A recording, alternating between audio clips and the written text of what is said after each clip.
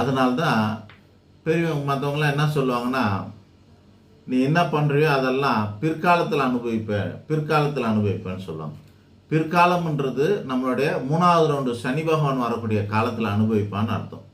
ஒருவேளை 3வது ரவுண்டில் சனி பகவான் வரவே இல்லை, அதுக்குள்ளே நம்ம போய் சேர்ந்துட்டா என்ன பண்ணலாம்? எங்கேயும் போகாது. கேரி ஃபார்வர்ட் ஆகிட்டு அடுத்த ஜென்மத்துக்கு கொண்டு வந்து கொடுத்துருவார். அடுத்த ஜென்மத்தில் 2வது ரவுண்டில் தந்து சேர்ப்பார். புரியுதுங்களா? இது சித்தர் சொன்ன ரகசியங்கள். சாதாரணமாக மற்றவங்களுக்கு இதை பற்றி தெரியாது. ஆக நம்மளுடைய பூர்வ ஜென்ம பாவ புண்ணியத்தின் அடிப்படையில் 3 ரவுண்டு நடக்கும். முதல் ரவுண்டுங்கிறது நம்மளுடைய போன ஜென்மத்துக்கு முந்தைய ஜென்ம பலன். 2வது ரவுண்டுங்கிறது போன ஜென்ம பலன். இந்த ஜென்மத்துக்கான பலனெல்லாம் 3வது ரவுண்டில் அனுபவிக்கிறோம். இதுதான் 3 சுற்றுகளின் விளக்கம். நன்றி, வணக்கம்.